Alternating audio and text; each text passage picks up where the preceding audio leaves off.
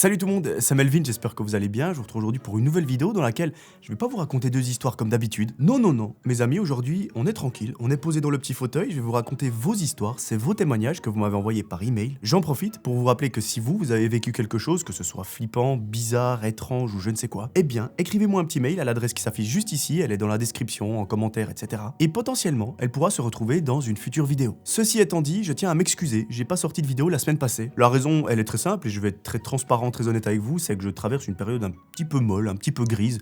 J'ai un petit coup de mou. Ne vous inquiétez pas, rien de bien grave, mais en fait, je me pose beaucoup de questions un peu existentielles sur ma vie. Et en fait, ça me permet de rebondir sur ça parce que c'est un sujet qui est assez intéressant, je pense, à aborder en vidéo. Donc, je me suis dit que je vous en parlerai dans la vidéo FAQ parce que l'idée, c'est aussi qu'on apprenne à se connaître, que vous compreniez un petit peu plus l'envers du décor. Mais bon, je voulais simplement m'excuser de ne pas avoir sorti de vidéo, en tout cas le rythme reprend très prochainement. Pour mon plus grand plaisir, et le vôtre aussi j'espère. Alors mes amis, avant de passer à la première histoire, parce que ne vous inquiétez pas, on a le temps, hein. On a 24 pages A4 d'histoire, ça fait à peu près 14 000 mots, je pense que la vidéo va durer plus d'1 heure. Donc autant vous dire que là, on a le temps, on est posé, on peut discuter. Mes amis, dans quelques jours à peine, j'aurai besoin de vous sur une période de une semaine et demie. Mais vraiment, il va me falloir toute votre puissance. Je vais pouvoir vous en parler très prochainement. Mais vous et moi, on devra former une seule et unique équipe. Bref, je vous en parle pas, sinon je vais me faire taper sur les doigts, mais ça arrive. En attendant, je vous propose d'éteindre la lumière de là où vous trouvez, installez-vous confortablement, et on est parti pour la première histoire. Coucou Melvin, j'espère que tu te portes bien.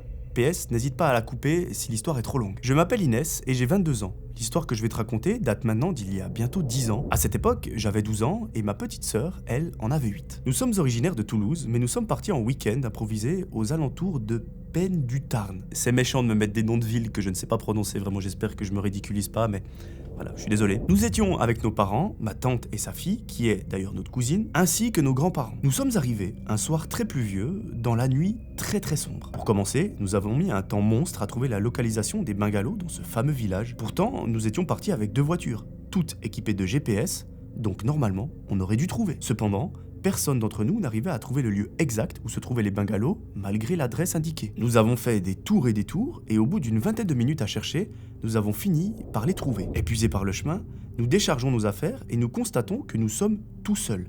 Rien que nous. Trop jeunes pour remarquer que quelque chose clochait, ma sœur et moi avons commencé à jouer un peu partout. Nous avons fait le tour de ce pseudo-camping où nous étions complètement seuls. La journée se déroule sans encombre et voilà le soir qui arrive. Le soir, tout le monde s'endort dans sa chambre respective. Vers 4 h du matin, on entend des cris. C'était ma cousine, qui était alors âgée de 18 ans, qui visiblement ne se sentait pas bien. Elle avait mal au ventre, comme ça ne lui était jamais arrivé. Elle s'était aussi levée car le bungalow avait une très forte odeur de vomi, qui, je tiens à le préciser, n'était pas du tout présente avant. Mes parents se lèvent et là, ils décident d'essayer de comprendre ce qu'il se passe. Effectivement, cette odeur, elle est assez marquante, elle est assez frappante, tout le monde se bouche le nez, et forcément, tout le monde essaye de comprendre d'où est-ce qu'elle peut provenir. Au bout de quelques temps, les recherches s'arrêtent car elle ne mène à rien. Tout le monde retourne se coucher, et le lendemain, nous décidons d'aller faire une balade en voiture dans le village de Penn du Tarn, malgré une pluie torrentielle. Sauf que, bien évidemment, mauvaise nouvelle, une des voitures ne démarre plus. Après de nombreux essais, nous décidons de contacter un garagiste, mais, étrangement, aucun ne veut venir. Lorsqu'on leur mentionne l'endroit, ils refusent catégoriquement de venir. Bon, nous nous retrouvons là à attendre des heures et des heures que quelqu'un veuille bien se déplacer. Et enfin, après une attente interminable, un garagiste arrive et la première chose qu'il nous a dite nous a laissé perplexes. Vous savez, c'est étrange qu'il pleuve autant ici. À moins de 30 mètres, si vous descendez, il y a un immense soleil. Il fait beau dans tout le village, sauf ici. C'est étrange, on dirait que le nuage semble vous encercler. Encore une fois, les adultes restent perplexes, mais on n'a pas vraiment le temps d'y penser. Il faut absolument qu'on répare la voiture. Le garagiste se penche et au bout de très peu de secondes, il dit « Mais votre voiture, elle n'a aucun problème ». Mon père remonte sur le siège conducteur et il démarre. Et effectivement, miracle, la voiture se met à démarrer. Mon père s'interroge, il sait qu'il a essayé de la démarrer plus d'une trentaine de fois, donc il ne comprend pas, il est complètement perdu. Bref, une fois ce petit épisode terminé, nous partons en balade et tout se passe bien. Nous rentrons au bungalow dans la soirée et ma mère, qui ne disait rien depuis un moment, commence à nous avouer une chose assez particulière. Elle nous dit qu'elle se sent mal, qu'elle n'est pas à l'aise et qu'elle a envie de pleurer sans vraiment savoir pourquoi. C'était notre dernier jour, ma mère décide de faire une photo de nous devant le bungalow, histoire de bien conclure le week-end et de garder un petit souvenir. Mais là, c'est avec effroi qu'en regardant la photo, ma mère découvre que derrière nous, dans le bungalow, elle aperçoit le visage très flou d'une femme assez vieille et pas rassurante du tout. Après ce constat alarmant, ma mère en a fait part aux autres, on a pris nos voitures et on s'est barré immédiatement chez nous. Plus personne d'entre nous n'a jamais remis les pieds là-bas, sauf moi il y a quelques années parce que c'était dans une colonie. Et d'ailleurs je m'en suis aperçu seulement il y a quelques temps, j'y ai séjourné pendant une semaine, exactement au même endroit, et il n'y a eu aucun phénomène étrange. Voilà, c'était mon histoire. N'hésite pas à me demander plus de détails si nécessaire. En tout cas, merci beaucoup d'avoir pris le temps de la lire parce que je la considère comme paranormale. Merci beaucoup à toi, Inès. J'espère que j'ai bien raconté ton histoire. Effectivement, là, il n'y a pas vraiment d'explication selon moi. Alors, peut-être la plus plausible, ce serait que voilà, il faisait très froid, que la voiture avait du mal à démarrer, mais en même temps, si ton père a essayé de la démarrer une trentaine de fois, que le mécanicien est venu, tac, tac, tac, et qu'elle est repartie, là, ma théorie, elle tombe un peu à l'eau. C'est un peu la seule théorie concrète que j'ai, le reste, ce serait des phénomènes inexpliqués. On est parti pour la deuxième histoire. Bonsoir, je me permets de vous écrire, je tiens d'abord à vous dire que j'adore votre chaîne YouTube. Vraiment, je suis tombé dessus par hasard et je ne suis pas déçu. Merci beaucoup, c'est très gentil. J'ai vécu une expérience indirectement terrifiante et j'aimerais beaucoup vous la partager. Depuis toute petite, j'ai eu la chance de faire du vélo très tôt et de partir en balade dès mon plus jeune âge. J'ai toujours habité dans une ville qui était à la fois ville et campagne, avec beaucoup de champs, de forêts et de petits bois. La particularité, c'était que nous avions un spot que mes frères, sœurs et moi avions découvert. J'y allais très souvent avec eux, parfois même tous les jours, que ce soit pendant les vacances,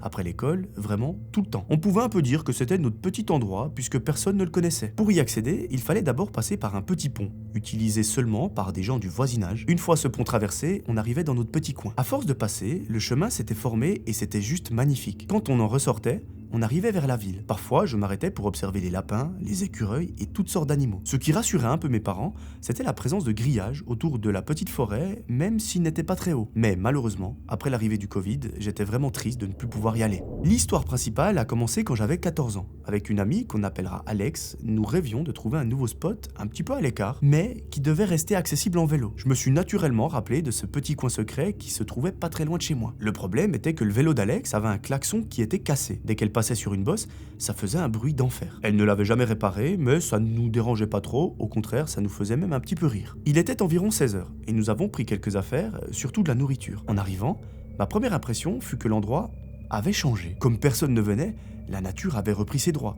Tout avait poussé et l'accès était devenu beaucoup plus difficile. Je me suis même fait griffer par un rosier à un moment et ça fait mal. La forêt, elle, me semblait plus sombre, peut-être à cause de la saison, je sais pas. Mais j'avais cette sensation qu'elle n'était plus pareille. En avançant, Alex rencontra un problème. Sa roue se bloqua et le bruit du klaxon attira notre attention. Nous rigolons nerveusement, mais nous réussissons à nous dégager. En regardant autour de nous, nous remarquons que le grillage était ouvert et qu'il révélait une plaine et une forêt divisées en 3 parties. Information importante, je n'avais jamais remarqué ça auparavant. On a décidé de nous installer là pour manger, mais la météo a changé brusquement. Il a fait très froid d'un coup, comme si une tempête allait arriver dans quelques secondes. On est donc parti rapidement et on a choisi la sortie la plus éloignée. Quelques mois plus tard, lors d'Halloween, j'étais chez Alex avec plusieurs amis. Chacun devait raconter une histoire pour faire peur, c'est un peu notre tradition. C'était au tour d'un ami que nous appellerons Antoine. Antoine commença par expliquer que, quelques mois auparavant, lui et 2 de ses amis avaient voulu vivre quelque chose d'impressionnant. L'un de ses 2 amis avait entendu parler d'une forêt qui était réputée pour être très dangereuse, où visiblement,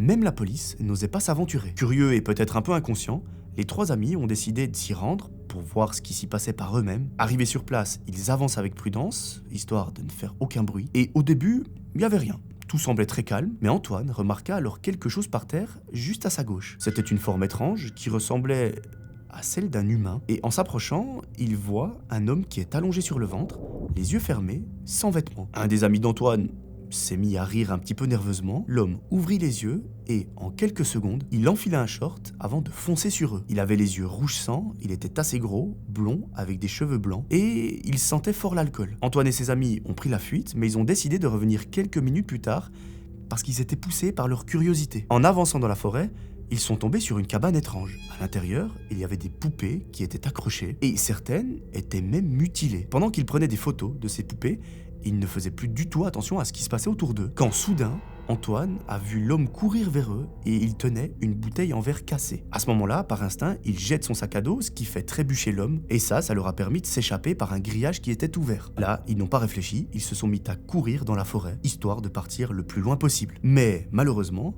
à un moment, il y a un autre homme qui apparaît devant eux. Cette fois-ci, il est très musclé, il marche d'un pas déterminé, et niveau vêtements, c'est assez particulier. il porte une robe traditionnelle et son visage est complètement invisible. Évidemment, Antoine et ses amis se mettent à avoir encore plus peur, et là, ils se sont juste dit qu'ils allaient être attaqués d'ici quelques minutes seulement. Ils se mettent donc à courir dans une direction très précise, ils arrivent vers une autre cabane, et lorsqu'ils regardent vite fait à l'intérieur, il y en a un qui pousse un cri comme on n'en a jamais entendu. Il dit « Les mecs, on fait demi-tour, on se barre en courant, parce qu'à l'intérieur, il y a des gens qui sont en train de prier comme si c'était une secte. » À partir de là, ils sont partis en courant et ils ne sont plus jamais revenus sur leurs pas. En entendant cette histoire, Alex et moi, on est restés bouche bée. Au début, je pensais à une blague ou peut-être une énorme coïncidence, mais en repensant à ce que moi j'avais vécu dans cette forêt avec le klaxon du vélo, pour moi, ce n'est pas du hasard. On n'a jamais compris de quoi il s'agissait, on n'a jamais compris ce qu'il nous voulait. Heureusement, Antoine et ses amis n'ont rien eu, nous également, donc j'ai envie de dire, tout va pour le mieux. Cette histoire, évidemment, elle restera gravée à jamais dans nos mémoires. Merci beaucoup d'avoir pris le temps de la lire, j'espère que mon histoire t'aura plu.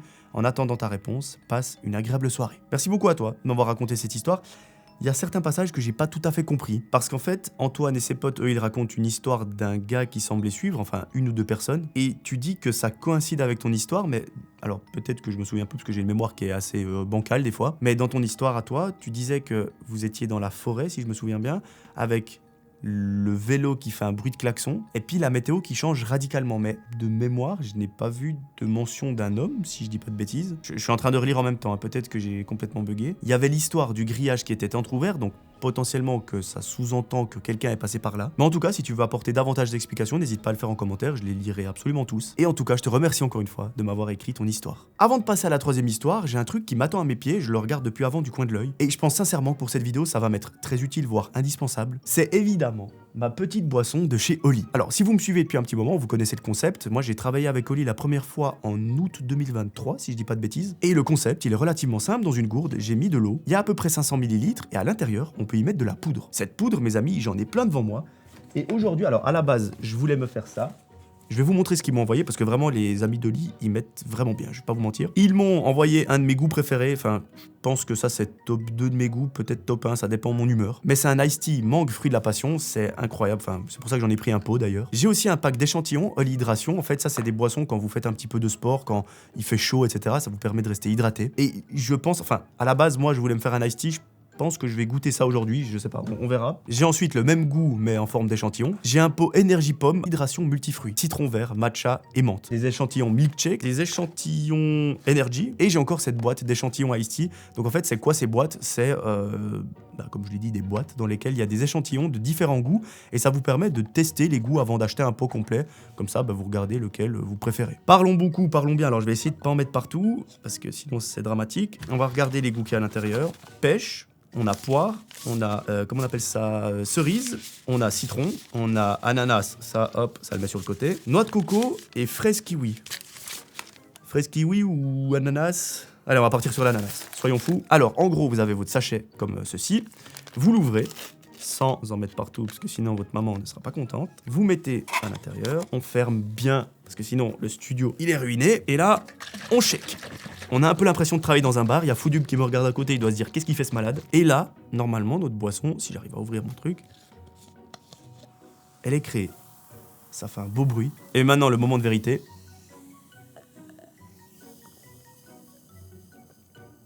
C'est incroyable, c'est... Enfin... Ananas, c'est vraiment bon. J'ai trop envie de goûter ça, mais je vais pas en faire un deuxième en vidéo. Ça, je me réjouis de goûter. Vraiment, ça va. Je vous donnerai des nouvelles sur Instagram, ça va être incroyable. Et là, mes amis, vous me voyez boire du Oli pendant la vidéo, mais sachez que c'est pas le seul endroit où j'en bois. En fait, pour être très honnête, alors, vous le savez probablement que je donne des cours dans une université en informatique. Et c'est vraiment des cours qui sont très longs. C'est-à-dire qu'on commence à 7h45, on termine à 12h30, non-stop. Et je peux vous assurer que donner un cours, c'est la même chose que de faire une vidéo. Quand vous parlez pendant 1h30 non-stop sans vous arrêter, votre gorge, elle est en Y. Ça veut dire que vous n'arrivez plus à parler et vous êtes obligé d'avoir une boisson. Sinon c'est mort. Donc ce que je fais, vous pouvez demander aux étudiants, j'ai toujours une gourde comme ça à côté de moi qui est remplie. Comme ça me permet d'être hydraté, d'être flex pendant la matinée. Et surtout dans mon cas, ce qui est vraiment intéressant, c'est que ça m'empêche de prendre des sodas sans sucre. Parce qu'en fait moi j'en bois énormément, mais c'est beaucoup trop. Et du coup d'avoir ma petite gourde Oli, ça me permet de mettre de l'eau, de mettre mon petit sachet et d'avoir autre chose que du soda. Et en plus, ce qui est très cool, c'est qu'Oli, il n'y a pas de sucre ajouté. Franchement, si je peux vous donner un conseil, et là je vous parle en tant que pote, si vous voulez commander sur le site, prenez un pack découverte. C'est un pack où vous pouvez découvrir toutes les gammes de tous les goûts différents. Et selon moi, c'est la meilleure option pour savoir ce que vous préférez, quel goût vous aimez, avant d'acheter un pot comme ça, parce que si vous prenez ça et que vous n'aimez pas, c'est un petit peu compliqué. En tout cas, si vous voulez tester, n'hésitez pas à scanner le code QR qui est quelque part à l'écran, ou cliquez sur le lien qui est en description, en commentaire épinglé. Et si vous commandez et que vous utilisez mon code Melvin, vous obtiendrez 10% de réduction sur votre commande. Donc n'hésitez pas, si vous commandez, que vous goûtez et que vous trouvez un goût qui franchement vous plaît, envoyez-moi un message sur Instagram ou écrivez-le ici en commentaire, comme ça je pourrai aussi le goûter à mon tour. Encore un très grand merci à mes amis de chez Oli de me faire confiance depuis si longtemps et de sponsoriser cette vidéo. Moi je vous propose de retourner à nos histoires bien flippantes et sauf erreur, on s'était arrêté à la 3e. Coucou Melvin, j'espère que tu vas bien. Je m'appelle Karen et je te suis depuis peu. Mais j'aime beaucoup ton travail. Merci beaucoup Karen, c'est très gentil. T'écouter m'apaise. J'aimerais te partager une histoire personnelle qui s'est déroulée sur plusieurs périodes de ma vie. Je ne sais toujours pas aujourd'hui si tout ça a une explication rationnelle ou non, et j'aimerais avoir ton avis ou celle de ta communauté. Tout commence quand j'avais environ 4 ou 5 ans. Je me souviens pas exactement de mon âge, mais je sais que je ne dépassais pas la table de la salle à manger. Je n'ai pas énormément de souvenirs quand j'étais enfant, mais les deux que je vais t'énoncer sont vraiment clairs dans mon esprit. On vivait dans un T5 au 3e étage d'un immeuble de 8 étages. Il faut savoir que, petite, la nuit, quand je me réveillais, j'avais pour habitude d'aller dans la salle à manger et faire le tour de la table qui se trouvait en plein milieu de la pièce. Et lorsque je faisais le tour de la table, j'avais la tête baissée. Je faisais plusieurs tours et je repartais me coucher. Alors, je ne sais pas vraiment pourquoi je faisais ça, mais ça me calmait, ça m'apaisait. Les volets n'étaient jamais fermés, donc la lumière des lampadaires éclairait suffisamment pour que j'y voie un minimum. Un soir, des invités dormaient dans la chambre de ma mère. Du coup, elle s'était installée dans le salon, juste à côté de cette fameuse salle à manger. Les deux pièces étaient séparées uniquement par un rideau. Ce soir-là, je me suis réveillé et, comme à mon habitude, je me suis levé et je suis parti faire mon petit rituel autour de cette fameuse table. Par curiosité, j'ai écarté le rideau pour vérifier que ma mère, elle était bien là. La pièce était presque totalement dans le noir et il m'a fallu quelques secondes pour que mes yeux arrivent à discerner les formes. J'ai vu ma mère, une masse sous la couverture, elle ne bougeait pas et probablement qu'elle dormait profondément. Mais au moment de repartir, mon regard a été attiré par quelque chose qui se trouvait près d'elle. Là, je sentais la peur qui était en train de monter sans vraiment comprendre pourquoi. Ça n'a duré que quelques secondes, mais en y repensant, j'ai l'impression que ça a duré une éternité. En fixant bien, j'ai vu quelque chose qui se trouvait à côté d'elle. J'ai pensé qu'il y avait peut-être quelqu'un de couché, mais en y pensant, je ne savais pas de qui il pouvait s'agir. Je me suis un peu rapproché, puis j'ai vu 2 yeux rouges qui me regardaient fixement. J'ai eu l'impression de l'avoir dérangé et que maintenant, ce truc était furieux contre moi. Je me suis enfui dans ma chambre et je me suis caché sous ma couverture. Encore aujourd'hui, rien que d'en parler, j'ai la boule au ventre et l'angoisse qui monte alors que ça fait plus de 20 ans que ça s'est passé. C'est un peu comme si le fait de raconter à nouveau cette histoire me faisait revenir dans cet être maléfique. Le lendemain matin, je me souviens être directement allé voir ma mère. Elle était en train de repasser, elle s'est arrêtée, elle m'a attrapé pour m'asseoir sur la planche et elle m'a dit d'une voix très douce: « Alors, tu as fait un cauchemar cette nuit ?» Je lui ai répondu que non, que ce n'était pas un cauchemar, mais elle ne m'a pas cru. Depuis ce jour-là, je me suis plus jamais levé en pleine nuit pour aller faire le tour de la table alors qu'à la base, c'était un rituel. Quelques années plus tard, vers mes 7 ou 8 ans, ma cousine dormait chez moi. On partageait le même lit car on était 6 enfants dans l'appartement avec mes frères et mes cousins. C'était l'heure d'aller se coucher, mais on n'était pas du tout fatigués. Du coup, comme des enfants, on parlait et on se faisait des blagues. Évidemment, on faisait du bruit, donc ma mère est venue nous dire de nous calmer. Elle l'a fait plusieurs fois, jusqu'au moment où elle a levé la voix. On a alors arrêté et on s'est couché dos à dos. Quelques minutes plus tard, ma cousine m'a dit « Arrête, laisse-moi tranquille. Tati nous a dit de dormir. » Je ne comprenais pas. Je lui ai répondu que je n'avais rien fait, que j'étais en train de m'endormir, ce à quoi elle m'a répondu « Arrête de mentir. » Elle m'a dit qu'elle avait senti mon bras lui passer sous le corps, alors que moi, je te le promets, je n'ai pas bougé. J'ai essayé de lui dire, et elle ne savait pas trop quoi en penser, si je disais vrai ou si je voulais la taquiner, mais au final, on s'est endormi, mais de façon pas sereine du tout. Le lendemain, alors que je prenais ma douche, quelque chose me piquait dans le dos. En sortant, je me suis regardé dans le miroir et j'ai vu une très grosse griffure. Première réaction, ma cousine m'a griffé pendant qu'on s'amusait. Logique, c'est un peu l'explication la plus rationnelle. Sauf que la trace était vraiment hyper fine, comme si c'était des griffes de chat, et évidemment, on n'a pas de chat à la maison. J'en ai parlé à ma mère en lui expliquant en même temps ce qui s'était passé, que ma cousine avait senti quelque chose dans le lit et que ce n'était pas moi. Et là, elle a évoqué l'hypothèse d'un rat. Mais est-ce qu'on y croit réellement? Un rat? Et surtout, un rat dans un lit d'une chambre d'un appartement au 3e étage? Ça tient pas la route. En tout cas, si c'était réellement ça, ça aurait bien été la seule fois qu'un tel animal se retrouvait dans la maison. Enfin bref, cette griffure, elle était anormale. En grandissant, j'ai commencé à faire des paralysies du sommeil. Toujours le même schéma, je suis couché dans mon lit, totalement éveillé, les yeux grands ouverts et l'incapacité totale de bouger, mon regard fixé sur la porte de ma chambre qui est grande ouverte et une angoisse incontrôlable et injustifiée qui est en train de monter. Il faut savoir que la porte de ma chambre est tout le temps fermée, que ce soit en pleine journée ou pendant la nuit.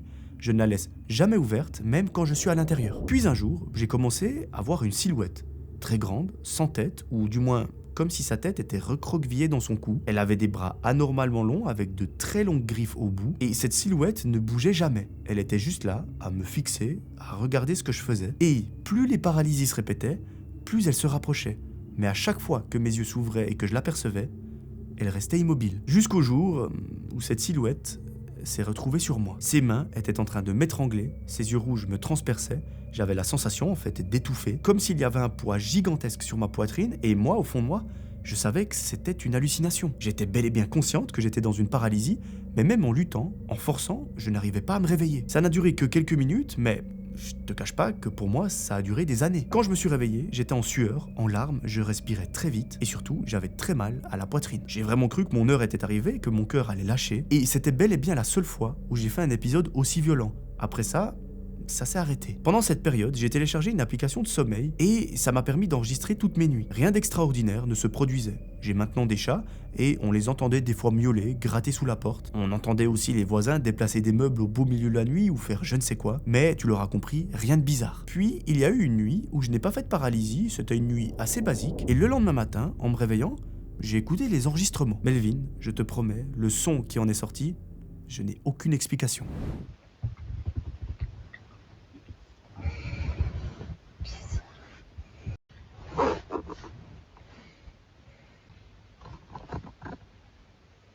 J'ai fait plein de tests. Est-ce que c'était le frottement de mon pyjama, mon doudou, ma couette? Est-ce que c'était mon coussin ou mon chargeur qui aurait bougé? Est-ce que c'est moi qui ai fait ce bruit? Est-ce que c'est les voisins? Est-ce que c'est mon chat? Je ne trouvais aucune explication. Tous les sons qu'on entendait à chaque fois sur les enregistrements étaient lointains et rien ne ressemblait à ça. L'impression que ça m'a donné, c'était que c'était un rire démoniaque. Je sais, ça paraît fou et il y a sûrement une explication rationnelle à ce son. Je sais qu'on pourrait même me prendre pour une folle, mais il était vraiment très proche, donc ça ne pouvait pas être quelque chose hors de ma chambre. Dans le premier enregistrement, on entend dire le mot bizarre. Dans le deuxième enregistrement, on sent que je suis agité et que je respire vite et fort. Et là, il y a ce rire démoniaque. Dans le troisième enregistrement, il y a encore un rire étrange. Après ça, j'ai supprimé l'application et je ne l'ai plus jamais utilisée. Tout ça, ça a fait monter une espèce d'angoisse en moi. J'ai regretté. Donc tu vois, je n'y crois pas, mais quelque chose me pousse à me dire que on ne connaît pas tout, que peut-être il y a quelque chose d'inexpliqué. Et ça, franchement, ça m'angoisse. Il y a environ 2 ans, ma mère est partie vivre chez son nouveau compagnon. C'est à environ 6 heures de route de là où j'habite. Du coup, je me suis retrouvé seul dans ce grand appartement. Elle a commencé à consulter une magnétiseuse. Pour moi, ce sont des charlatans, donc je ne comprenais pas et je me moquais même un petit peu d'elle. Un jour, elle m'a demandé de prendre en photo tous les murs et tous les coins de l'appartement. Je ne voulais pas, j'avais la flemme, je ne comprenais pas pourquoi est-ce qu'elle me demandait une telle chose. C'était assez ridicule à mon sens, et pour ne pas te cacher, l'appartement était en bordel et j'avais franchement pas envie de le ranger. Mais bon, elle a insisté pendant plusieurs jours, puis au bout d'une semaine, j'ai craqué et je lui ai fait ses photos. Je n'ai pas vraiment voulu savoir pourquoi, parce que d'ailleurs ça m'intéressait pas, je savais juste que c'était cette fameuse magnétiseuse qui lui avait demandé de le faire. Des mois plus tard, peut-être même presque 1 an après des soucis personnels, j'ai dû malheureusement aller voir un psy. Elle m'a accompagné pour les premiers rendez-vous, car sinon je m'y serais jamais rendu. Et en discutant, après la séance, elle m'a parlé de souvenirs traumatisants de son enfance à elle. Je ne m'étalerai pas dessus, mais on en est venu au fait que les souvenirs marquants de notre enfance, on ne peut pas les inventer. Et tu sais, je lui ai reparlé de cette fameuse nuit, où j'étais persuadé d'avoir vu des yeux rouges à côté d'elle, et là bizarrement, elle n'était plus autant fermée qu'à l'époque. J'ai ensuite évoqué le fait que mon neveu, âgé de 3 ans, avait toujours eu peur d'aller dans la chambre de ma sœur, et qu'un jour, lorsque je lui ai posé la question, il m'avait dit qu'à l'intérieur de cette chambre, il y avait un homme qui lui faisait peur. Ça, Melvin, j'avoue que ça m'a fait vraiment flipper, même si je ne crois pas spécialement à ce genre de choses. Du coup, pour dissiper mes doutes, je lui ai demandé comment est-ce qu'il était habillé, ce à quoi il m'a répondu qu'il était habillé comme lui, qu'il avait un t-shirt, un pantalon, et je lui ai demandé en rigolant « Mais du coup, il a des chaussettes pas de patrouille comme toi ?» Et là, sa réponse m'a glacé le sang. Il m'a dit un simple oui. Donc comment te dire que j'ai été soulagé d'un coup, un fantôme avec des chaussettes pas de patrouille? C'est pas très crédible. Mais je me dis que les enfants, ils sont sûrement plus sensibles à ce genre de phénomène et qu'il avait peut-être été perturbé par ce qu'il avait vu et qu'il avait peut-être inventé ce détail de chaussettes pas de patrouille. Bref, je m'égare. Donc je lui ai raconté cette histoire et elle m'a dit « Tu sais, il n'y a qu'à voir tout ce que tu as vécu pour comprendre. » J'avoue que lorsqu'elle m'a dit cette phrase, je ne savais pas vraiment là où elle voulait en venir. Elle restait assez évasive et moi j'étais perdu. Tout ce que j'avais vécu, c'est-à-dire, qu'est-ce qu'elle voulait dire? Puis elle m'a reparlé de la griffure, de ses fameux yeux rouges et de toutes mes paralysies du sommeil. Je ne comprenais même pas qu'elle se souvienne de cette griffure parce que souviens-toi, elle suggérait que c'était un rat qui était à l'origine. J'étais complètement perdu parce que pour moi tout avait une explication rationnelle, même si à l'époque je pensais que ce n'était pas normal. À un moment elle m'a reparlé des photos que j'avais faites du mur et elle m'a expliqué que la magnétiseuse aurait vu plusieurs entités autour de moi. On voyait qu'elles me suivaient et qu'elles étaient particulières. Certaines entités revenaient plusieurs fois et elle ne me voulait pas du bien. Elle lui aurait aussi dit qu'elle ne pouvait rien faire pour m'aider car soi-disant c'était beaucoup trop puissant pour elle. Et je vous avoue que là, j'ai commencé à prendre ma mère un petit peu pour une folle. Elle m'a expliqué qu'elle était allée voir quelqu'un d'autre et qu'il avait accepté de l'aider, mais qu'il avait lui-même besoin d'aide car il serait pas arrivé tout seul. Donc si je comprends bien, ils ont dû s'occuper à deux de ta maman plutôt qu'à une personne, si je comprends bien. Je me suis carrément moqué, je lui ai dit qu'elle s'était fait avoir et que ça n'avait pas dû être gratuit, qu'au contraire ça avait dû coûter très cher. Puis j'ai réalisé quelque chose. Ça faisait longtemps que je n'avais plus fait de paralysie du sommeil et j'ai commencé à me dire que peut-être que tout ça, c'était bel et bien réel finalement. Depuis cette période, je n'en ai plus jamais refait. Je touche du bois d'ailleurs pour que ça n'arrive pas prochainement. Voilà, c'est la fin de mon histoire, je suis désolé car elle est très longue et pour au final pas grand chose de fou. Je n'ai jamais vu quoi que ce soit, à part cette nuit-là, quand j'étais toute petite. On n'a pas entendu quoi que ce soit de particulier, à part ces enregistrements. Mais je suis partagé. Je sais que les paralysies du sommeil peuvent provoquer des hallucinations, je sais que le cerveau peut créer des sensations très réalistes, mais mes souvenirs d'enfance, eux, me semblent bel et bien réels. Ma cousine a vraiment senti quelque chose, la griffure était bel et bien là, et ma mère, qui était sceptique de base, s'est mise à y croire comme ça par hasard. Alors, je me pose naturellement des questions. Est-ce que tout vient du cerveau? Est-ce que ce que j'ai vu en étant petite a influencé mes paralysies du sommeil plus tard? Ou est-ce qu'il existe réellement un monde entre le monde réel et le monde des rêves où se trouvent des choses inhumaines et malveillantes? Est-ce que la chose que j'ai vue étant enfant s'est accrochée à moi et est-ce qu'elle m'a suivi jusque-là? Est-ce que c'est elle qui m'a griffé? Je t'avoue que toutes ces questions, aujourd'hui, je n'ai pas la réponse. Sachant que mes paralysies ont cessé avant même que ma mère ne me dise qu'elle ait fait quoi que ce soit, ça m'interpelle aussi. Mais j'avoue que l'idée que quelque chose d'aussi malveillant puisse exister, peut-être après la mort ou autre, ça me terrifie et je préfère me dire que tout ça n'est que le fruit de mon imagination. Voilà pour ma entre guillemets petite histoire, j'espère que j'ai réussi à te transmettre les informations essentielles et que tu as pris du plaisir en la lisant. Encore un grand merci pour toutes tes vidéos. Merci beaucoup pour ta longue histoire, effectivement c'était une longue histoire mais j'ai trouvé intéressant parce que y a plusieurs éléments qui se passent. Concernant les paralysies du sommeil, je connais des gens qui en font, heureusement je touche du bois, enfin j'espère que c'est du bois.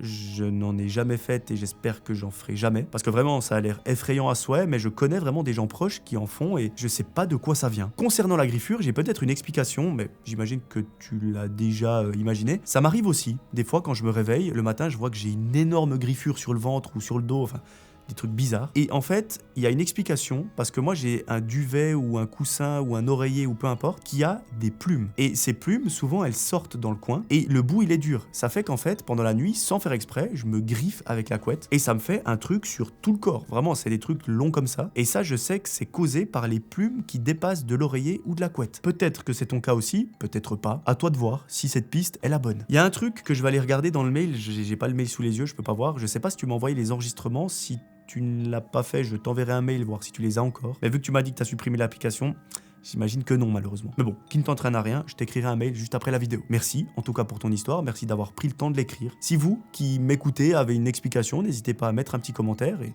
peut-être que ça va l'aider dans ses interrogations. Voilà, on est parti pour la 4e. Avant ça, on prend une petite goutte de lit. Je vous ai pas précisé, il y a 10 histoires, donc ça va être assez long. Mais franchement, je kiffe faire ce genre de vidéo. J'aime bien être dans mon fauteuil, posé, sans lire un script, parce que les threads d'horreur classiques, c'est un script que j'ai sous les yeux, donc c'est pas très naturel. Là, vous me direz, c'est un script que j'ai sur mon téléphone, mais c'est différent. Et moi, franchement, j'aime bien. Salut Melvin, je t'ai envoyé un message sur Instagram pour savoir si tu voulais bien raconter mon histoire. Donc voilà, je te l'explique en détail. Tu peux bien évidemment dire mon prénom, et l'histoire s'est passée à Bourg-les-Valences, dans la Drôme, dans le 26, pardon. L'histoire est totalement réelle. Pour que ça soit plus fluide pour toi, j'ai demandé à Gemini de mieux la reformuler. Si tu as d'autres questions, je suis tout ouïe. Je m'appelle Abel, j'ai 17 ans aujourd'hui, mais cette histoire s'est passée l'année dernière, quand j'en avais 16. Et je peux vous dire que depuis ce jour-là, je ne vois plus les choses de la même manière. Avec mes deux amis, Esteban et Samuel, on avait décidé de faire un urbex dans un vieux théâtre abandonné dont on parle dans notre ville. À la base, c'était simplement pour se faire peur parce qu'on aime toujours se lancer des défis un petit peu débiles, et de nuit, c'est encore mieux, parce que pour nous, plus c'est flippant, plus c'est drôle. Sauf que ce théâtre était totalement condamné. Fenêtres murées, portes enchaînées, cadenas rouillés absolument partout. On aurait dû comprendre que c'était probablement un signe, mais j'ai réussi à forcer une petite fenêtre à l'arrière, et cette fenêtre était assez grande pour que je puisse m'y glisser à l'intérieur. Il y avait des morceaux de verre partout, je me suis coupé les mains en posant mes paumes au sol, ça piquait, ça brûlait, et j'ai fait comme si de rien n'était pour pas alarmer mes collègues. J'ai collé mon dos contre le mur pour que mes potes puissent passer sans se blesser, le verre craquait sous mes chaussures, ça faisait un bruit très sec qui résonnait dans tout le bâtiment, et dès qu'on est entré, l'odeur nous a frappés. C'était une odeur de moisi, d'humidité, mais aussi quelque chose de plus fort, presque sucré et pourri à la fois. On aurait dit en fait de la viande oubliée depuis très longtemps. On a allumé nos lampes de poche et la lumière tremblait sur les murs. Il y avait la grande salle avec la scène, les sièges arrachés, des rideaux déchirés qui bougeaient légèrement alors qu'il n'y avait aucun courant d'air. On entendait toujours des petits craquements. Un peu comme si le bois travaillait, donc ça, c'est plutôt normal, ou comme si quelqu'un marchait sur du bois. À l'étage, il y avait des toilettes abandonnées, certaines encore fermées, d'autres ouvertes avec des traces un peu particulières à l'intérieur. On a aussi vu des petits os d'animaux éparpillés dans un coin, et ça sentait beaucoup plus fort à cet endroit-là. On a trouvé des matelas, de la mousse, des couvertures sales, et on s'est dit du coup que des squatteurs venaient dormir ici. On essayait de se rassurer comme on pouvait, puis on a décidé de descendre au sous-sol, même si une partie était condamnée avec des chaînes et des cadenas. On les a cassés avec nos pinces, ça faisait un bruit métallique horrible qui résonnait dans tout le bâtiment, et à chaque coup, j'avais l'impression que quelqu'un allait nous répondre. Au sous-sol, l'air était encore beaucoup plus lourd. Il y avait des toilettes dans un état lamentable, des taches qui ressemblaient à du sang séché et une odeur de renfermé qui donnait vraiment envie de vomir. On avait toujours cette sensation d'être observé, comme si nos mouvements étaient suivis dans l'ombre. On a continué, on a trouvé une autre porte, encore plus verrouillée que les autres avec plus de cadenas. On les a aussi forcés, donc vraiment on a forcé beaucoup de portes. Et derrière, changement total d'ambiance. On a trouvé des vieux calendriers datant de 1980, des instruments de musique poussiéreux, des affiches déchirées, et visiblement c'est cette année-là que le théâtre a été abandonné. Mais ce n'était pas ça le pire. Le pire, c'est quand on a décidé, pour rigoler, de se séparer. Grosse erreur. Moi, je suis entré dans une pièce remplie de toilettes cassées. Il y avait des araignées énormes absolument partout, des souris qui couraient entre mes pieds, et cette odeur, Medvin, elle est encore plus forte, beaucoup plus étouffante que l'autre, et vraiment, j'ai cru que j'allais vomir. J'avais l'impression d'entendre quelque chose bouger dans les murs, comme si ça grattait lentement juste derrière le plâtre. Samuel, mon pote, avait trouvé une sorte d'échelle cachée menant à un autre niveau qu'on ne voyait pas en temps normal. Et Esteban, lui, de son côté, est entré dans une pièce noire, une sorte de cave, et à un moment, il nous a appelés d'une voix très bizarre. Quand on est arrivé, on a vu un matelas au sol, des restes de nourriture encore frais, et surtout, une tasse avec une boisson encore tiède. Elle n'était pas chaude, pas froide, mais vraiment tiède. Ça voulait dire que il y avait quelqu'un ici et il n'y a pas si longtemps que ça. Mais le problème, c'est que tout était fermé de l'extérieur. Donc, soit la personne était partie, soit elle était enfermée avec nous dans la pièce. À ce moment-là, on a entendu un grincement comme une porte qu'on ouvre lentement alors que, concrètement, aucune des portes n'avait bougé. Et là, on a entendu un souffle. Un vrai souffle derrière nous, lent, très proche. On s'est retourné, il n'y avait rien. Et on a décidé de partir immédiatement. Mais avant de remonter, on a entendu un hurlement. Pas un cri normal, vraiment un hurlement long, déformé, qui vibrait dans les murs. On n'a pas réfléchi, on a couru, on a glissé, on a failli tomber dans les escaliers plusieurs fois, et on est sorti par cette même fenêtre, et on s'est juré de ne plus jamais revenir. Sauf que, malheureusement, l'histoire ne s'est pas arrêtée là. Pendant une semaine, je n'ai presque pas dormi. Je faisais des paralysies du sommeil, je voyais une silhouette au pied de mon lit, je sentais toujours cette même odeur de moisi dans ma chambre, donc la même qu'il y avait dans le bâtiment. Mes chats, eux, fixaient toujours un coin vide du salon, comme s'ils voyaient quelque chose derrière moi. Parfois même, j'avais l'impression que des objets changeaient de place, enfin, bref, je devenais vraiment parano. Ma mère, une fois, a fait venir une amie à elle, une sorte de spécialiste du paranormal. Elle a sorti des cartes, un jeu bizarre comme pour parler aux esprits. Ce jeu de cartes, on l'a laissé étaler sur la table pendant qu'on est parti manger à l'extérieur. Quand on est revenu, Melvin, je te promets, les cartes avaient bougé. Elles formaient une phrase dans une langue étrangère et en la traduisant, ça donnait la phrase « Je sais ce que tu as fait ». Là, j'ai fondu en larmes. On a décidé avec mes potes de retourner au théâtre pour comprendre, mais là, tout avait changé. Il n'y avait plus d'odeur, plus de matelas, plus de nourriture, plus de tasses, ni même de boissons. Les pièces étaient presque vides, mais sur un mur, écrit à la peinture fraîche, il y avait écrit « Partez d'ici tout de suite ». Là, on a entendu un hurlement, plus proche, plus violent, tellement fort que j'ai cru que mes oreilles allaient être percées ou saignées. On a traversé la grande salle, on a sauté par la fenêtre, on a sprinté dans la rue, sans jamais se retourner. Ce n'est que quand on était assez loin, presque au bout du quartier, qu'Esteban s'est arrêté net. Il regardait le théâtre, on s'est retourné nous aussi, et là, à une des fenêtres du dernier étage, on a vu une silhouette. Elle était immobile, trop grande pour être normale. Elle était très fine, presque déformée. Et dans le noir complet, on distinguait 2 points brillants, comme des yeux, pas des reflets, pas une illusion, c'était vraiment des trucs qui brillaient. On est parti en courant, sans jamais regarder derrière nous, et on n'est plus jamais revenu dans cet endroit. Après ça, j'ai complètement craqué. Je ne mangeais plus, j'avais perdu beaucoup de poids, je ne dormais plus, je faisais toujours des paralysies du sommeil, et j'ai même passé quelques jours à l'hôpital parce que je devenais dangereux pour moi-même. J'avais des hallucinations, je devenais complètement fou parce que je ne dormais pas pendant des jours et des jours. Et même là-bas, même à l'hôpital, j'avais l'impression d'avoir une présence dans le coin de la chambre. Quand je suis rentré chez moi, l'amie de ma mère est revenue.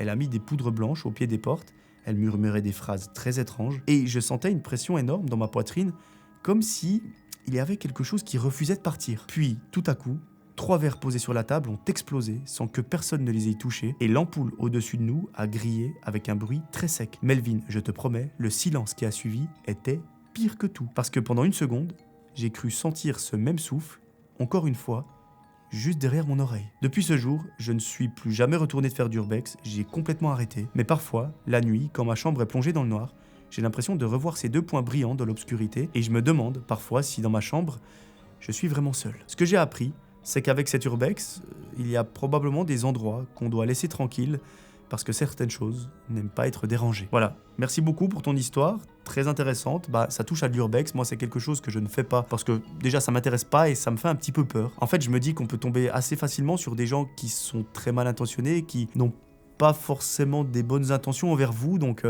je préfère rester prudent et être safe. Mais la raison principale pour laquelle je n'en fais pas, c'est tout simplement que ce n'est pas quelque chose qui m'intéresse plus que ça. Je le rappelle, dans les vidéos qui parlent d'urbex, faites très attention quand vous faites ça, que ce soit par rapport aux gens qui peuvent s'y trouver, mais surtout par rapport à l'état des lieux. Ça veut dire que souvent, c'est des... comme là, c'est un théâtre abandonné.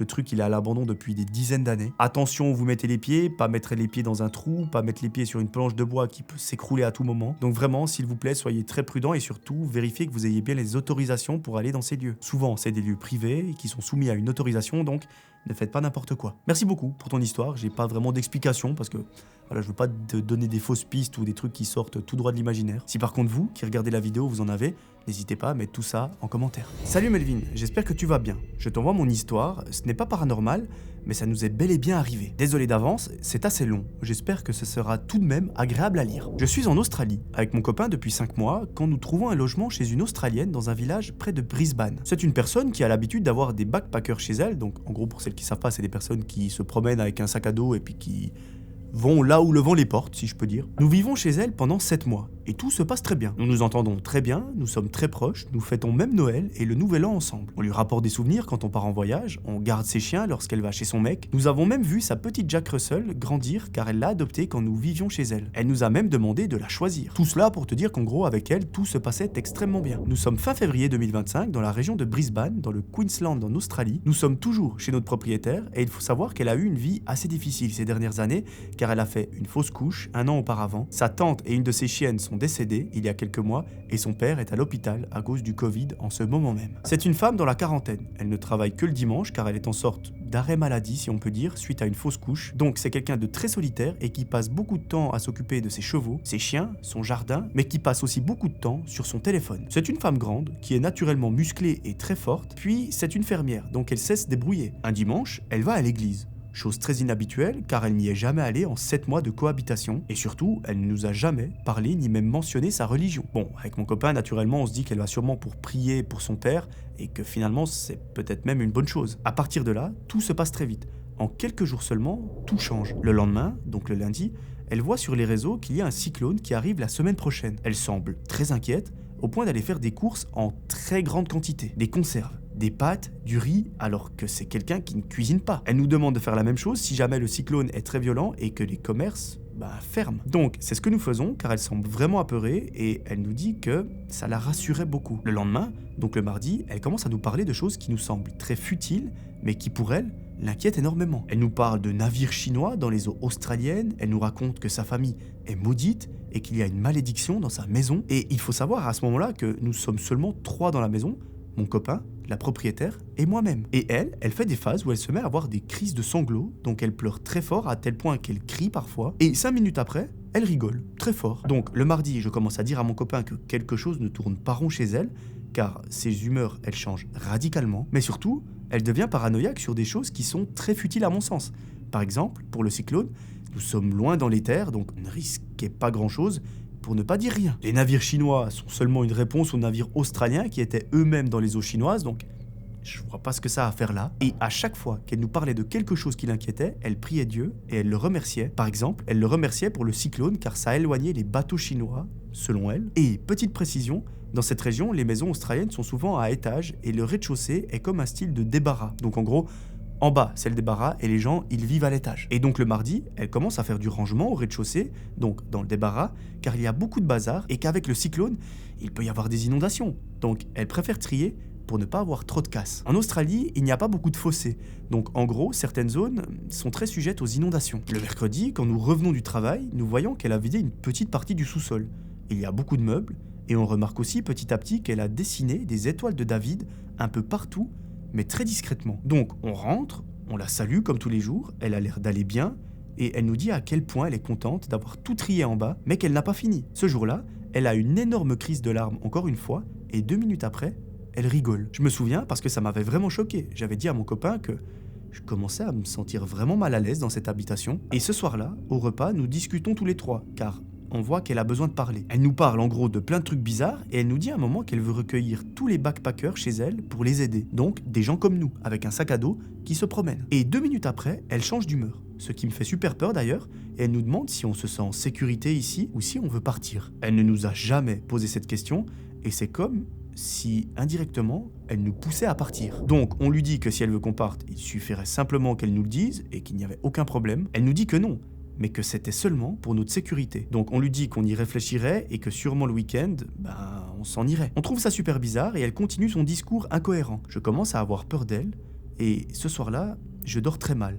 Car, en fait, elle vide le rez-de-chaussée à 4h du mat. Et nous, le problème, c'est qu'on doit se lever à 5h. Le lendemain matin, donc le jeudi, je vois qu'elle a dessiné des croix de David partout dans la maison.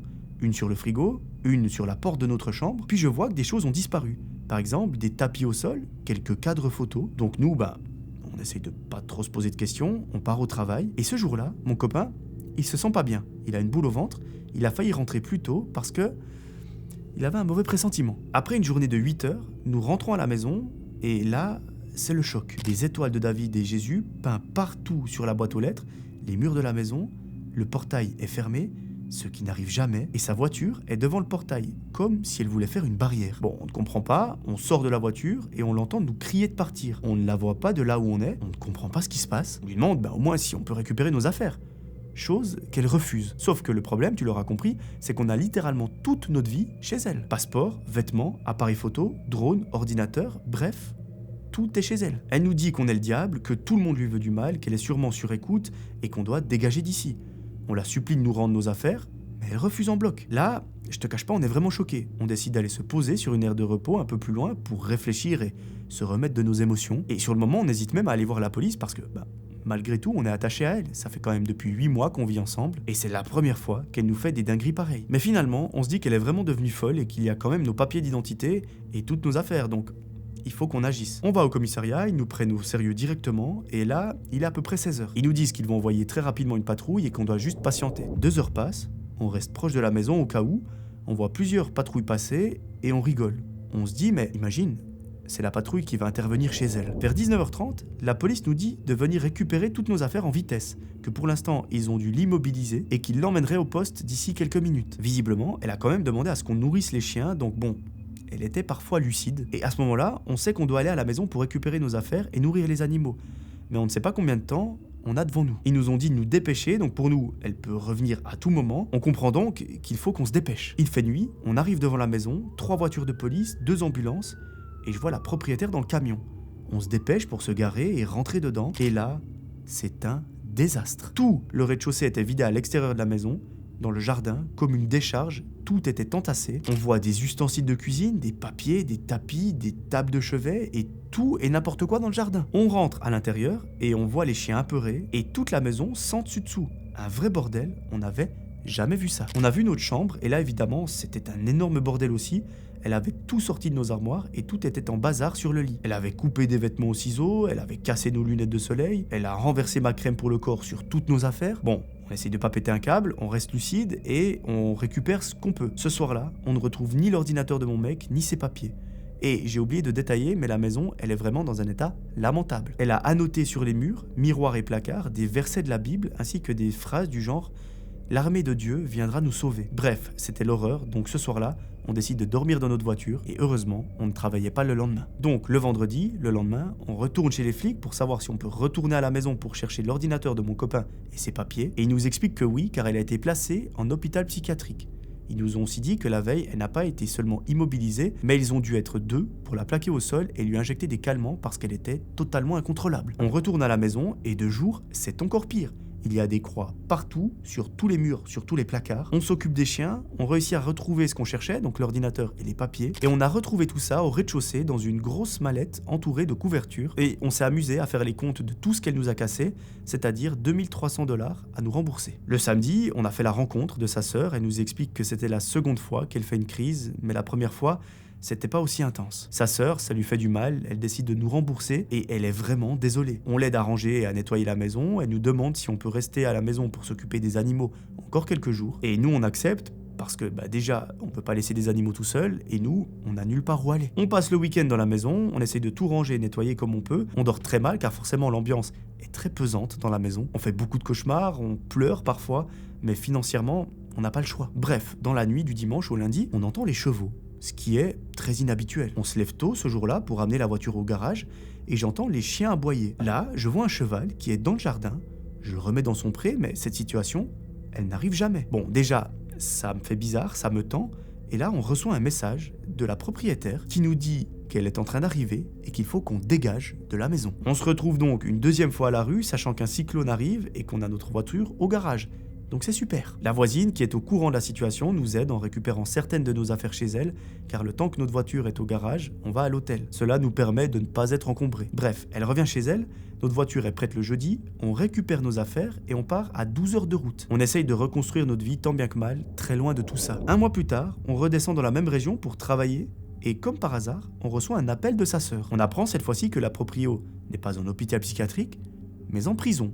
On ne sait pas vraiment ce qui s'est passé, elle est désolée, mais elle nous demande d'aller nourrir les chiens une nouvelle fois, car elle habite loin et elle ne peut pas le faire elle-même. Bref, on accepte, on retourne à la maison, et là, c'est encore pire que la première fois. La maison est barricadée, c'est-à-dire qu'il y a des meubles qui sont contre les fenêtres, et le pire, c'est que les chiens, ils sont à 2 doigts de la mort. Ils sont amaigris comme jamais, enfin bref, c'est l'horreur absolue. La maison est vide, il y a encore plein d'annotations sur les murs, enfin bref, tu l'auras compris, c'est le bordel. Et Melvin détaille très glauque, on a retrouvé un coq cramé. C'est-à-dire qu'il a été brûlé vivant, car on arrivait vraiment à discerner le coq, mais il était tout noir, tout cramé, comme s'il était recouvert de cendres. Sa sœur nous explique que leur mère, qui habite à 200 mètres littéralement, est à l'hôpital. Et en fait, accroche-toi bien, la propriétaire a refait une crise car elle voyait que tous les gens autour d'elle étaient mauvais et qu'ils la surveillaient tous, qu'elle était sur écoute, et du coup, elle s'amusait à dessiner des croix sur les murs de la maison des parents en pleine nuit. Et un jour, écoute-moi bien, elle a séquestré ses parents pendant 6 heures dans leur propre maison, en prenant leur téléphone, puis elle aurait fait je ne sais quoi à la maman qui a fini avec une commotion cérébrale à l'hôpital. Je précise que les parents ont environ 80 ans, ils sont assez limités, le papa étant malade et la maman, elle a un déambulateur. Melvin, quand on a appris ça, on était sur le cul. En fait, elle aurait filmé les parents alors qu'elle les a séquestrés et elle aurait ensuite prévu de s'enfuir. Les parents ont par miracle réussi à appeler la police qui sont arrivés très vite, sauf que avant de s'enfuir, elle a jeté son téléphone dans le champ. Elle nous a naturellement demandé si on pouvait l'aider à le retrouver. Malheureusement, on n'a jamais retrouvé le téléphone, mais par contre, on s'est occupé de ses chiens, dont une qui était enceinte. On l'a amenée chez le vétérinaire à temps car elle était en sous-nutrition, donc c'était très dangereux. Et ils ont pu faire une césarienne et aujourd'hui, tout le monde va bien. Bref, par la suite, elle est restée en prison. Du moins, on n'a pas eu plus d'informations, mais on a continué à aller nourrir les chiens pendant quelques mois avant de partir pour de nouvelles aventures. Voilà l'histoire qui nous est arrivée il y a un an. Je t'envoie d'ailleurs quelques photos des lieux. Maintenant, tout va mieux, même si on a vécu d'autres histoires depuis. Désolé, c'était un peu long. Merci de nous divertir avec tes podcasts pendant nos road trips. Si jamais tu peux nous nommer, je m'appelle Lolita et mon copain Antoine. Merci beaucoup, Lolita et Antoine, pour votre histoire. Je vais être très franc, il y a des endroits que j'ai pas tout à fait capté, comme l'histoire du téléphone qu'elle a jeté dans le champ. Ça, je vous avoue que j'ai pas tout à fait compris. Si jamais vous passez par là, n'hésitez pas à mettre des petites précisions dans les commentaires, comme ça, peut-être que j'ai mal lu ou peut-être que je suis passé à côté d'un détail. Mais là, je pense qu'on n'a pas de doute, on a affaire à une personne qui a de gros problèmes psychiatriques et c'est vraiment une maladie. Je vais pas rentrer en détail parce que ça concerne ma vie privée, etc. Mais j'ai, l'année passée, en 2025, été confronté à ça. Donc, c'est-à-dire que j'ai quelqu'un dans mon entourage qui a aussi complètement vrillé, j'ai été confronté à ça. Ça veut dire que je me souviens d'un appel où cette personne m'a dit des trucs mais complètement incohérents, enfin c'était très bizarre, c'est la seule fois de ma vie où j'ai vraiment eu peur. J'étais au milieu de mon lit, au milieu de la nuit, comme ça, je savais pas si j'étais dans un cauchemar ou si c'était bel et bien la réalité, mais j'ai vraiment eu peur à ce moment-là. Parce qu'en fait, quand vous êtes face à une personne qui perd complètement les pédales, qu'il y a vraiment un câble qui se déconnecte dans sa tête, c'est extrêmement effrayant. Vous ne savez pas ce que vous devez faire. Et je vous comprends dans votre histoire parce que moi, je l'ai vécu l'année passée. Et je sais pas si un jour j'en parlerai sur la chaîne parce que voilà, ça concerne une personne qui a avant été dans mon entourage, etc. Donc j'ai pas envie que ça porte préjudice non plus, mais c'est super bizarre franchement à vivre. Donc là, je pense qu'il n'y a pas de doute, cette personne souffrait beaucoup. Heureusement qu'elle a été prise en charge. Alors, bon, elle a fini en prison, ça s'est mal terminé, mais en tout cas, les parents, j'espère qu'ils vont bien. J'espère que vous aussi, vous allez bien, même si vous dites que vous avez vécu d'autres histoires. J'espère que c'était quand même un peu plus soft que ça. Et puis, les chiens vont bien aussi, donc ça, c'est une bonne nouvelle. J'espère qu'aujourd'hui, ils sont heureux, qu'ils courent partout et qu'ils ont la vie qu'ils méritent de vivre. Merci beaucoup pour votre histoire. Moi, je vous propose de passer à la prochaine et c'est la 6e. Salut Melvin, je m'appelle Angelo, j'ai 15 ans. Je suis quelqu'un qui réfléchit beaucoup, je suis assez intelligent sans me vanter, mais aussi assez flemmard. Et je vais te raconter une histoire qui, je pense, est paranormale. Avant tout, j'aimerais te dire que je kiffe tes vidéos et que c'est un pur régal. Continue de nous régaler. Merci à toi Angelo, je suis content que ça te plaise. Bref, je commence. Cette histoire s'est passée en octobre 2025 pendant mon stage dans une usine de fils électriques. J'étais en stage 3 semaines et voilà. Le stage s'est bien passé,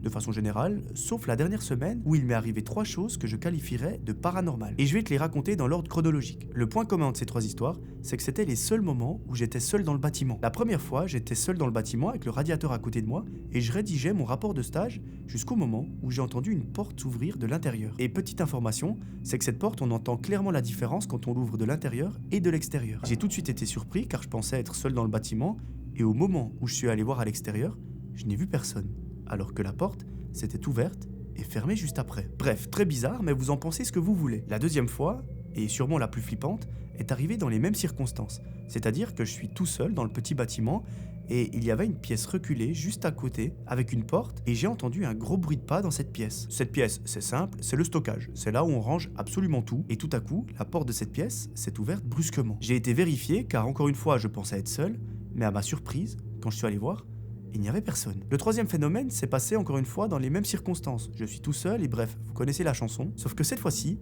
la radio à côté de moi était allumée et avec le chauffage, ça me détendait. Il faisait bon vivre et j'étais à 2 doigts de m'endormir sur ma chaise. Lorsque tout à coup, le volume de la radio est monté au maximum. Évidemment, j'ai sursauté car j'ai eu super peur et le volume était tellement fort que ça grésillait. Un jour, j'ai raconté tout ça à mon grand-père, qui lui-même était un haut placé dans l'usine, et il m'a même raconté que des gens qui travaillaient la nuit dans les sous-sols de l'usine, qui étaient très très grands, apercevaient des fois un vieil homme qui les fixait au loin, et cela de façon répétée. Et le pire dans l'histoire, et ce qui pourrait potentiellement expliquer ces phénomènes, c'est qu'apparemment, des années auparavant, un vieil homme est mort dans des circonstances que j'ignore à l'endroit où l'usine a été construite. Bref, c'est la fin de mon histoire, j'espère qu'elle t'aura plu. En tout cas, un grand merci de m'avoir lu, ça me fait vraiment plaisir et je te souhaite que du meilleur à toi et à tes abonnés. Merci beaucoup, Angelo, pour ton histoire.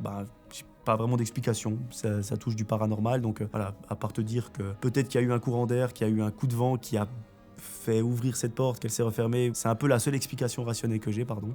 Donc voilà, j'ai pas grand-chose à te dire. On y va pour la 7e histoire. Salut à toi Melvin, tout d'abord merci pour ce beau travail que tu fais.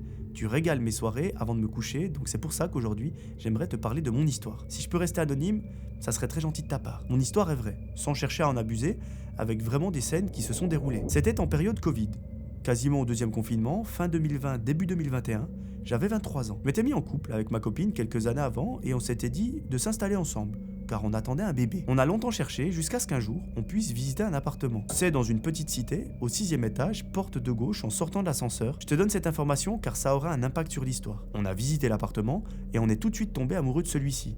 2 chambres pour accueillir notre petit, 2 grands balcons de chaque côté, très lumineux, véranda, place de parc, cave. L'appartement n'avait pas été habité depuis plusieurs années car tout était refait à neuf. Peinture, meubles, salle de bain, sol. En gros, tout était réuni pour ne pas refuser cet appartement et signer le bail. Nous nous sommes installés assez rapidement et nous avons acheté tout ce qu'il nous restait à compléter pour cette nouvelle vie à 3. Quelques mois passent et c'est là que quelques signes commencent à apparaître. Il faut savoir que notre cuisine et la salle de bain sont les seules pièces faites en carrelage. Un jour, en rentrant vers 10h du matin, Je suis éboueur, c'est du fini parti. Honnêtement, je sais pas ce que c'est, donc j'imagine que ça doit exister. Nous sommes installés dans le salon et on entend comme un bruit de couvert tomber au sol. Ma copine, assez trouillarde sur ce genre de truc, n'osait pas aller voir. Étant l'homme de la maison, j'ai dû aller voir ce que c'était. Malheureusement, rien n'était au sol.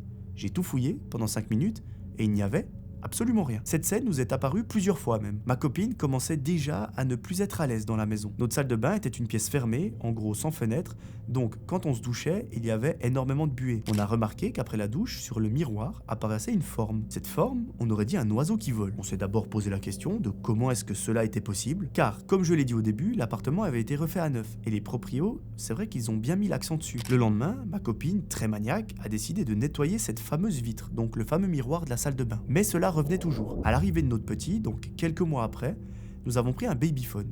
Moi qui travaille super tôt et elle qui restait la journée à la maison, je m'endormais toujours avant elle. Un soir, elle me réveille et elle me dit qu'elle entend des bruits très bizarres qui viennent de la chambre du petit. On observe ensemble sur le babyphone et effectivement, j'entendais des bruits bizarres, c'était comme des chuchotements. Et le truc le plus chelou, c'est que le petit était là, retourné, une chose qu'il n'avait jamais faite, car c'était beaucoup trop tôt. On essayait de lui parler, il ne bougeait pas et il ne réagissait pas. Et comme d'habitude, j'ai pris mon courage à deux mains et j'ai dû aller le chercher dans la chambre pour qu'il puisse venir dormir avec nous. Et quelques jours après, un autre phénomène est arrivé. C'était l'heure du coucher, nous avons une télé dans notre chambre et elle était éteinte. Juste tous les deux dans la pièce et on était en train de s'endormir lorsque soudain, j'entends un boom de son côté du lit. Mais j'étais persuadé que c'était elle qui avait fait tomber la télécommande. J'ai attendu quelques secondes et je lui demande de ramasser la télécommande qu'elle vient de faire tomber. Là, il s'est passé comme un froid car elle me dit « Mais je pensais que c'était toi qui l'avais fait tomber.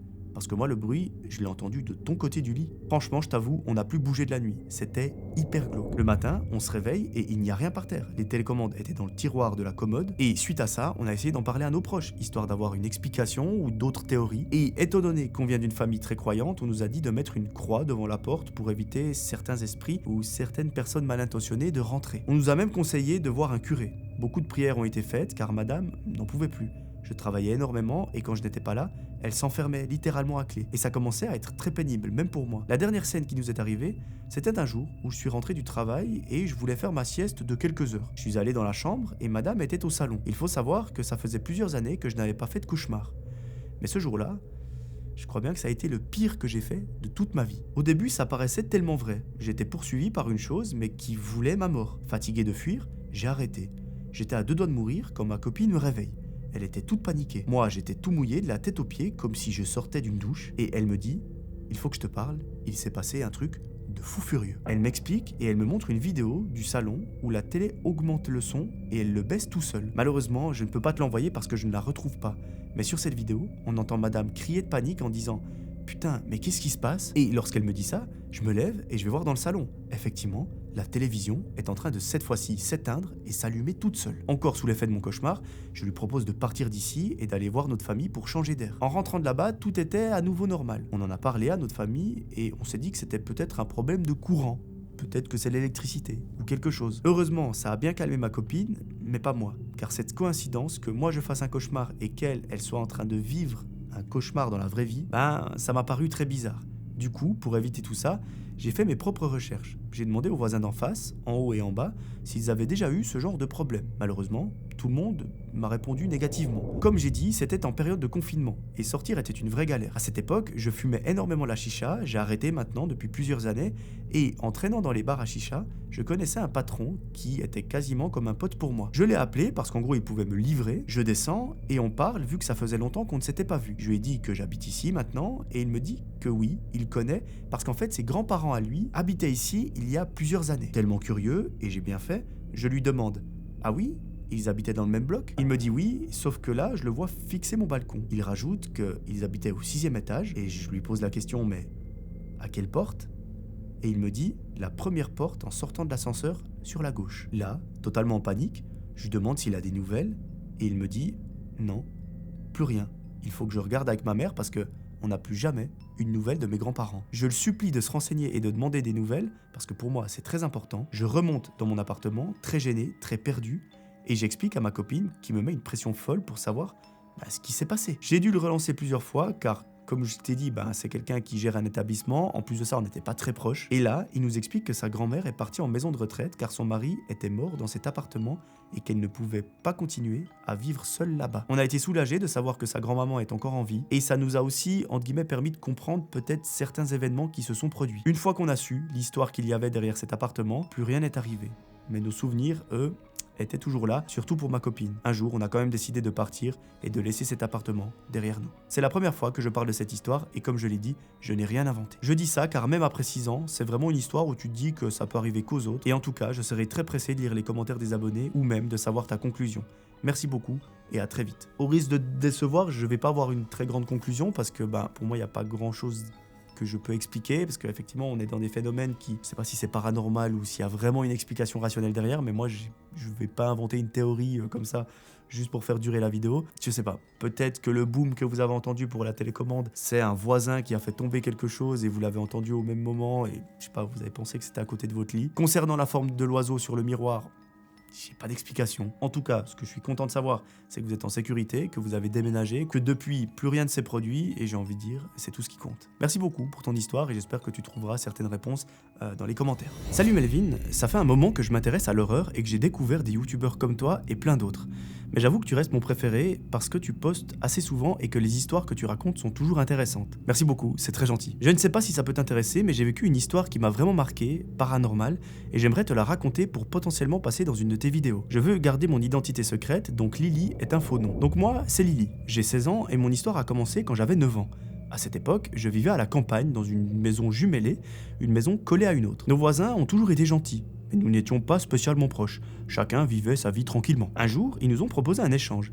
Ils récupéraient notre petite partie du sous-sol et, en contrepartie, nous récupérions leur partie du grenier, qui, d'ailleurs, était bien plus grande. Ils ont insisté, ils ont fait venir les ouvriers et ont pris toutes les charges. Pendant les travaux, plusieurs choses étranges se sont produites. Un trou se formait dans le toit du grenier et certaines poutres semblaient devenir plus fines. Sur le moment, personne ne s'est vraiment inquiété. On pensait que c'était le vent, le bois ou simplement des impressions de notre cerveau. Après environ un mois, tout a été terminé et nous avons commencé à ranger nos affaires dans le grenier. Quelques semaines plus tard, alors qu'il commençait à faire beau, mon père m'a demandé d'aller chercher la piscine au grenier. Pourquoi moi ? Parce que certaines zones étaient difficiles d'accès à cause des poutres, et comme j'étais fine et agile, je pouvais me faufiler. Je suis monté dans le grenier normalement, sans trop me poser de questions. Mais en redescendant, je me suis senti extrêmement mal. Un froid intense, des nausées, un vrai malaise. Ma température était pourtant normale, donc on a simplement pensé à un coup de froid ou une petite chute de pression. Quelque temps après, mes parents m'ont demandé de remonter au grenier pour récupérer 2 grands sacs d'habits dans une partie encore plus encombrée cette fois-ci. Mais là, Melvin, ce que j'ai ressenti, c'était bien pire. J'avais la sensation qu'une pression énorme m'écrasait, que l'air devenait extrêmement lourd, j'avais du mal à respirer, comme si quelque chose m'étranglait. Je me sentais bloqué, vraiment, comme si j'étais incapable de bouger correctement. Complètement paniqué, je me suis mis à crier et à pleurer.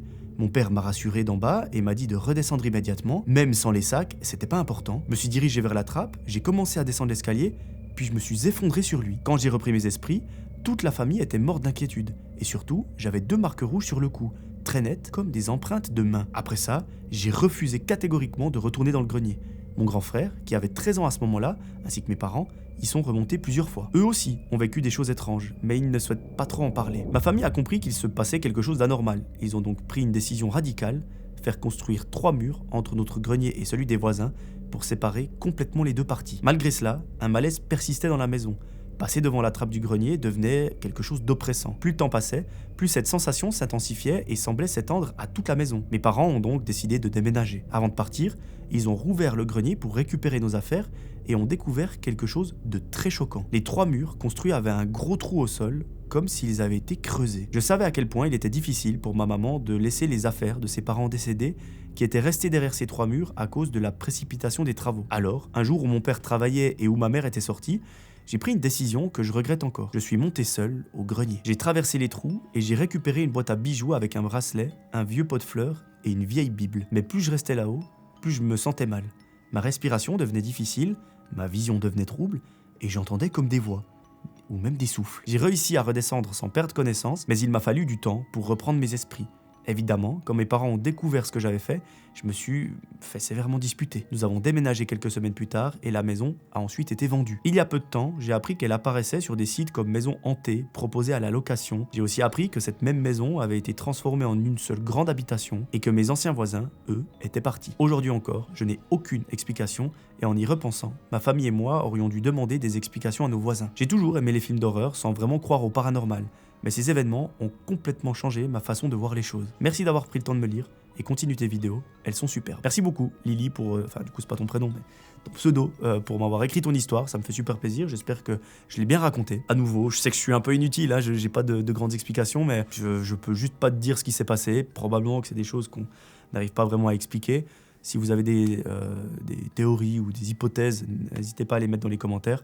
Moi, j'ai pas grand chose à dire. Donc, je préfère ne rien dire que dire des choses complètement bidons. On est déjà à l'avant-dernière histoire, j'espère qu'en tout cas ce format vous plaît. J'essaye d'en faire un petit peu plus régulièrement parce que moi ça me fait du bien aussi de, comme je vous ai dit, de raconter des histoires comme ça sur mon canapé, enfin, sur mon pouf, sans trop me prendre la tête, c'est quelque chose qui me manque un peu, donc je vais faire ça un petit peu plus régulièrement je pense dans les prochains temps.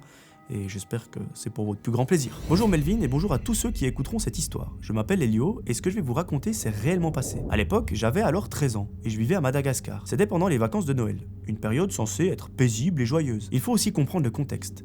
Madagascar est un pays pauvre et nous avions conscience d'avoir beaucoup plus que la moyenne. Une grande propriété, 2 maisons, un terrain fermé, des chiens de garde. Nous savions que nous avions de la chance. Et dans un endroit où les inégalités sont fortes, avoir plus que les autres peut aussi parfois attirer l'attention. C'est d'ailleurs pour ça que mon père était aussi strict avec la sécurité. Ce soir-là, mon père ne dormait pas à la maison à cause de son travail.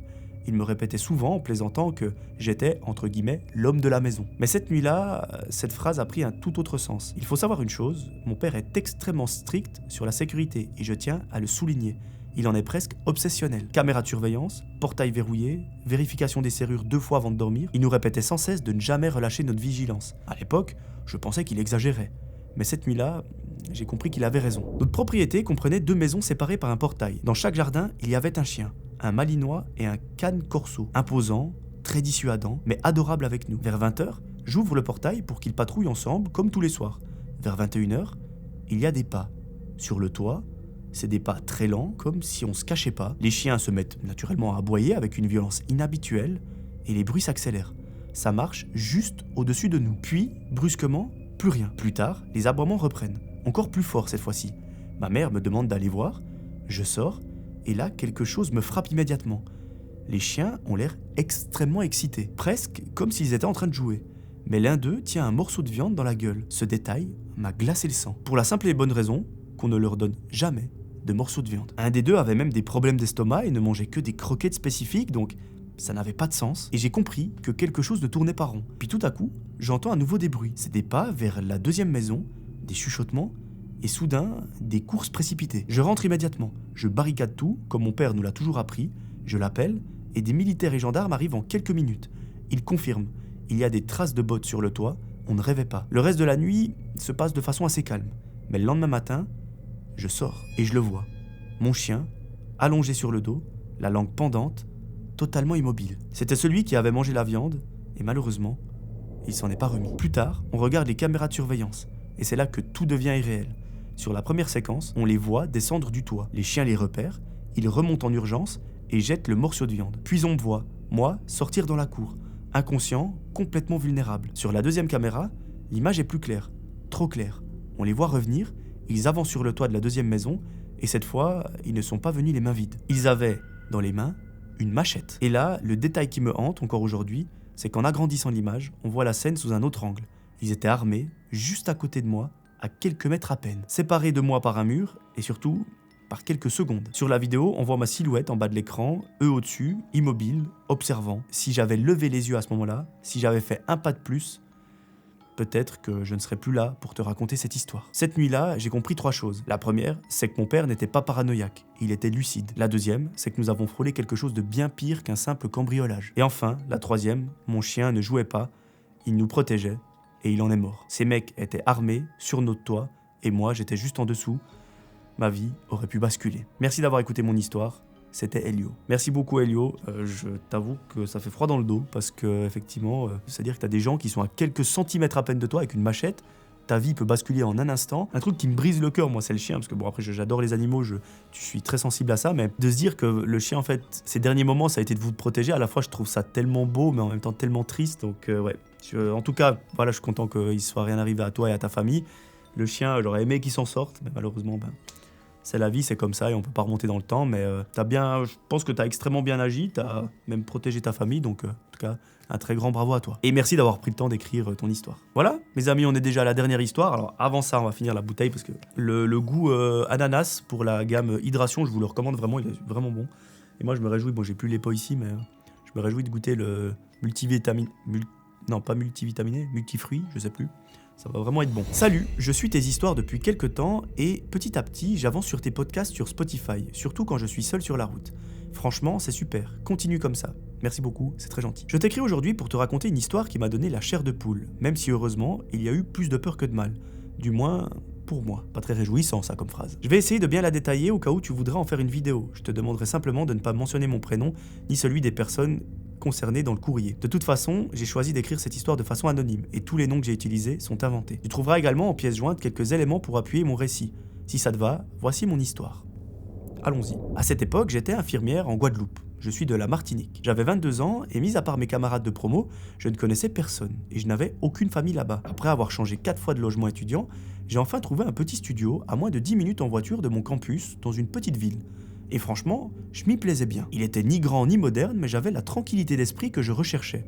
Les propriétaires étaient discrets et mes voisins semblaient sans histoire. Du moins, c'est ce que je croyais. Le studio où je vivais était situé au rez-de-chaussée d'une grande maison en forme de L. Il y avait 3 autres studios en plus du mien et les propriétaires habitaient à l'étage. La disposition de mon logement faisait que la cuisine et la salle de bain étaient séparées par des portes et que la pièce principale faisait office de chambre, salon et salle à manger. Mon lit était placé le long du mur, en face de la porte d'entrée, et lorsque la porte de la cuisine était ouverte, je pouvais voir à travers la fenêtre les allées et venues devant le logement. Mais la nuit, le problème, c'est que ce sont les gens de l'extérieur qui pouvaient me voir, soit dans mon lit ou dans la cuisine si je laissais la lumière allumée. Si bien que, quand mon histoire s'est passée, je faisais la vaisselle dans le noir, histoire d'être sûr de pouvoir faire ma vaisselle sans être vu. Quand j'ai emménagé, il y avait déjà un homme d'une 40aine d'années dans l'un des studios.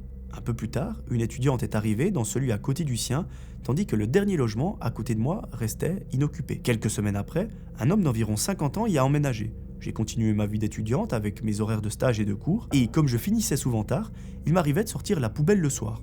Or, à chaque fois, j'avais cette étrange sensation d'être observé. Quand je rentrais chez moi le soir, je voyais souvent ce nouveau voisin derrière la porte de son logement, comme s'il guettait, et se cachait rapidement lorsqu'il me voyait. Sa porte avait une petite fenêtre qui permettait de voir à travers. Parfois, il faisait juste les 100 pas devant chez lui. Un jour, ma voisine m'a confié que le propriétaire lui avait dit que ce nouveau voisin se plaignait du bruit qu'elle faisait. Pourtant, elle l'entendait souvent mettre de la musique à des heures tardives et elle s'était jamais plainte. Du coup, elle trouvait ça assez culotté. Elle chantait souvent et moi ça m'amusait d'essayer de chanter en même temps qu'elle, mais selon moi, c'était pas dérangeant. En décembre 2021, premier contact étrange. Un jour, j'étais allongé dans mon lit, j'étais en train de scroller sur mon téléphone quand j'ai vu une ombre passer devant la fenêtre de ma cuisine. Elle s'est arrêtée juste devant ma porte d'entrée. J'ai vu une silhouette sous la porte. L'inconnu est resté là pendant ce qui m'a semblé être une éternité. Puis il a fini par frapper. Bon, j'ai pris mon courage à deux mains et j'ai entrouvert la porte. Généralement, je n'ouvre pas si je n'attends personne. Et face à moi se tenait un homme d'environ 50 ans. Il m'a dit « Bonjour, je suis le nouveau voisin, je m'appelle Patrick. Je voulais me présenter. » Bon, chez nous, ce n'est pas dans les habitudes de se présenter ainsi aux voisins. Sur le coup, j'ai été un peu surpris et surtout méfiante, tout en sachant que cela faisait déjà plusieurs mois qu'il avait emménagé. Donc, pourquoi venir se présenter maintenant? Je me suis contenté de répondre « Bonjour, je m'appelle Victoire, merci, bonne journée ». Très simple. Je suis quelqu'un qui marche au feeling, et dès cet instant, il ne m'a franchement pas inspiré confiance. J'ai vite refermé la porte, et le lendemain, il a recommencé. Cette fois-ci, il m'a demandé un stylo.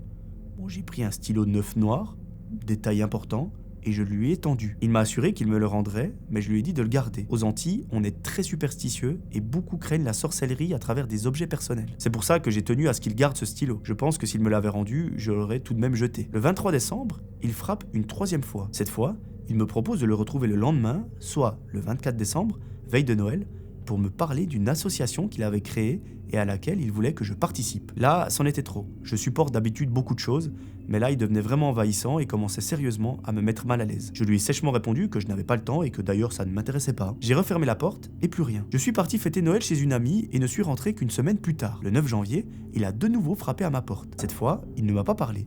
il s'est contenté de me tendre une enveloppe. J'ai d'abord cru qu'il s'agissait d'un courrier mal distribué par le propriétaire. Il n'y avait qu'une seule boîte aux lettres et c'était elle qui était chargée de faire la redistribution du courrier.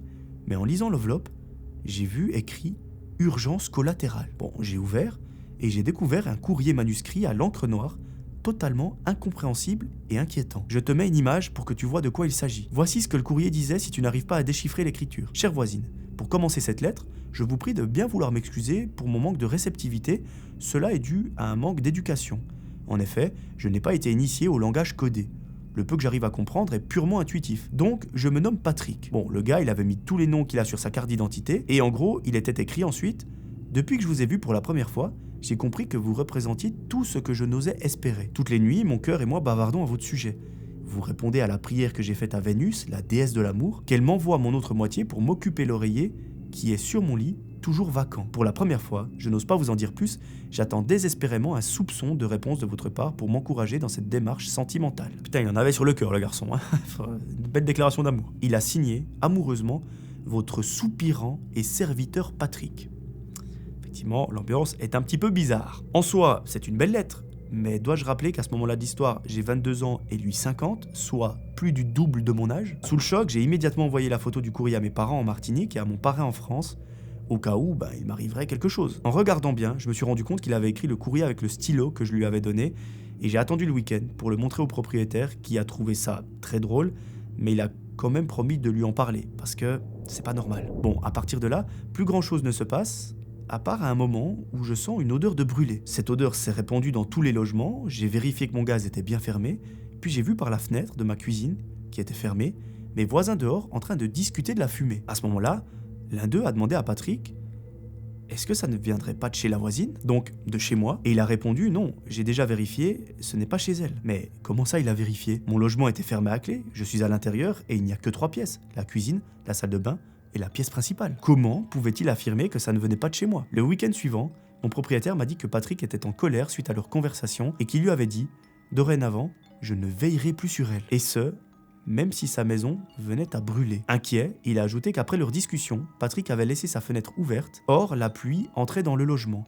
Un mois plus tard, la fenêtre était toujours ouverte et personne ne l'avait jamais revue. J'ai finalement appris par une camarade de promo qui connaissait mon immeuble, elle y était venue dans le cadre de son stage en psy, que Patrick avait été interné en hôpital psychiatrique après une décompensation psychotique due à l'arrêt de son traitement. Elle n'a naturellement pas pu m'en dire plus à cause du secret professionnel, mais elle m'a simplement conseillé de faire très attention car il avait des antécédents de violence et qu'elle avait vu son dossier pendant son stage. Voilà, c'est la fin de cette dernière histoire, j'espère qu'elle vous aura plu. Moi j'ai trouvé assez intéressante parce que de nouveau c'est des maladies comme ça qui font que des gens se comportent de façon très bizarre et ça doit être... Enfin, c'est pas ça doit être très bizarre, c'est que je l'ai vécu aussi et c'est très bizarre à vivre. L'essentiel c'est qu'aujourd'hui tu sois en sécurité, j'espère que tout s'est bien passé pour toi et qu'aujourd'hui tu es très heureuse, mais voilà, j'imagine que ça t'a quand même pas mal chamboulé. La seule chose que je te demande, c'est de faire attention à toi désormais et d'être la plus heureuse possible. Je sais que c'est un petit peu bateau, mais je pense qu'après avoir vécu quelque chose comme ça, c'est la moindre des choses que je puisse te souhaiter. Voilà, on arrive au bout de cette vidéo, j'espère qu'elle vous aura plu, je sais pas combien de temps elle fera, mais je pense assez long. Merci encore du fond du cœur à Oli de me soutenir sur la chaîne, de sponsoriser cette vidéo. Je vous rappelle, le code Melvin vous permet d'obtenir 10% de réduction sur votre commande. Je vous conseille vivement de commander un pack découverte, comme ça vous pouvez goûter les goûts et puis savoir lequel vous préférez. Et puis si ça vous plaît, rien ne vous empêche après d'acheter un pot un petit peu plus grand. Le lien se trouve en description, il y a le code QR qui s'affiche à quelque part sur l'écran, je ne sais où. Si vous voulez m'envoyer votre histoire, n'hésitez pas à le faire à melvinvideos@gmail.com et peut-être que je la sélectionnerai pour le prochain épisode. Merci beaucoup, moi je vous retrouve très vite pour un nouvel épisode. D'ici là, j'aimerais que vous preniez soin de vous. C'était Melvin, des gros bisous, ciao tout le monde.